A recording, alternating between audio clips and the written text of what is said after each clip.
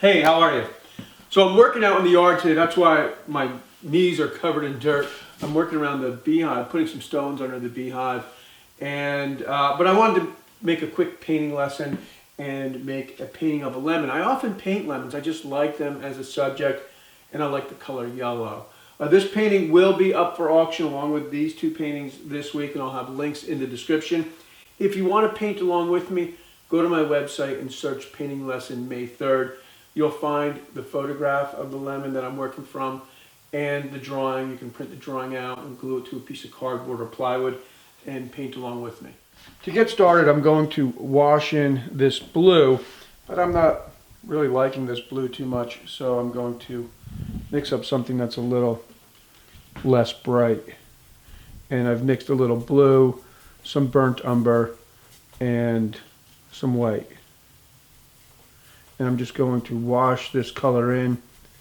I've added a little paint thinner to the brush to help the color spread out. The next color I'll put down is the color for the board.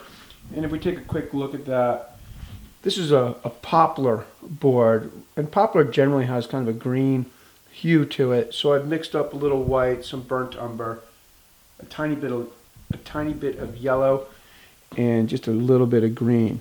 And I'll go ahead and wash that color in.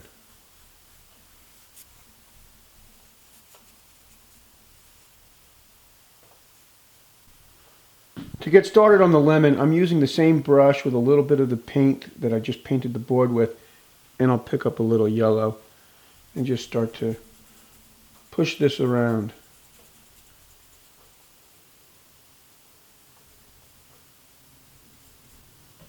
I've added a little Van Dyke brown and a little black to the board color, and I'll start to make this shadow.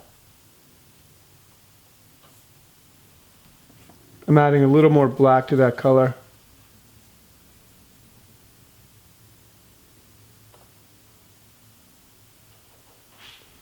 And then I'm going to use that color that I have on my brush for the shadow and throw it into this lemon and start to define where the light is coming from. The light is coming from this side and it's hitting the front of the lemon right around the stem here.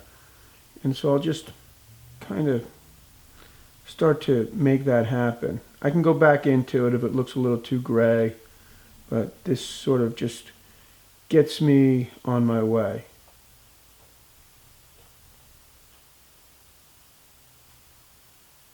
I've mixed up a little white and yellow, and I'll start to put some highlights on the lemon, start to give it some shape. Now I'm going to add a little red to this color, or a little red and yellow, because if we look at the lemon, you can see it has almost an orange feel. So maybe a little red, a little yellow, and a little burnt umber.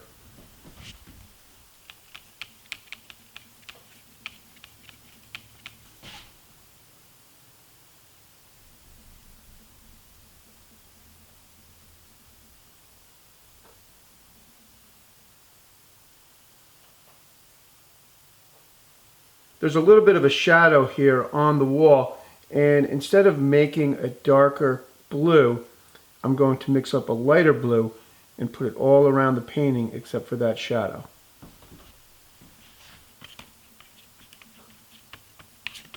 I'm going to use a lot of paint here and let this painting be a little bit about the texture of paint. And I'm just having fun with this. So I'll kind of find that outlines right about here maybe.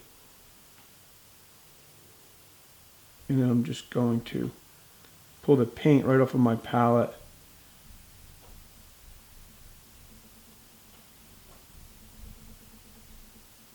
and paint it in.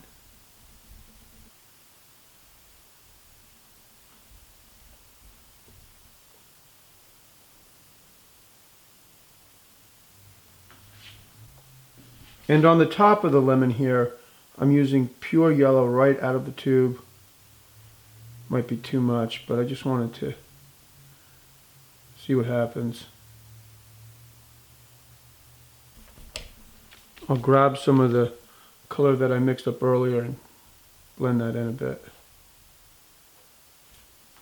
And now to really ground the lemon so it's not floating, I've mixed up burnt umber and black and a little bit of white, and I'll just try to define that shadow.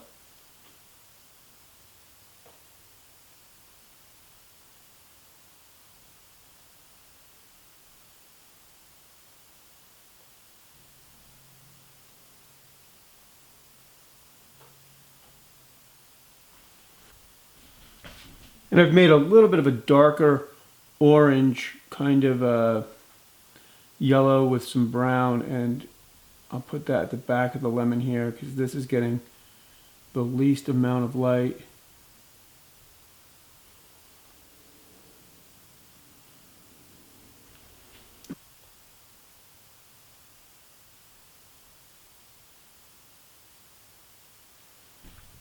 And if we look at the photograph down here, we can see there's just a little bit of light coming past the lemon, and that this part of the painting is brighter. So I'll add some white right in the front here. And I'll also try to bring that in on this side.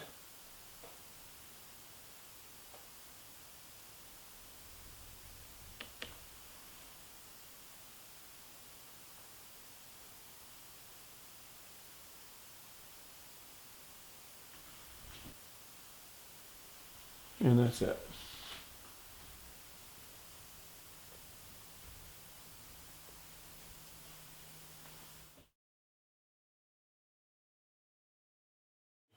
Okay, well, I hope you had fun with the painting. These paintings are meant to be real casual, just start painting and see where it ends up. And that's why I had no problem changing the background color of the painting. It's just really whatever you want to do. Take chances, or I don't know if that's the right term, but don't hold yourself back. If you want to try something, just do it. That's what's great about working small.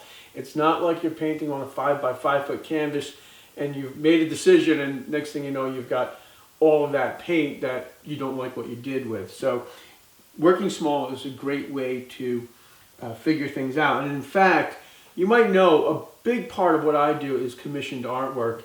And generally it's not realistic artwork, it's more abstract artwork when I do that.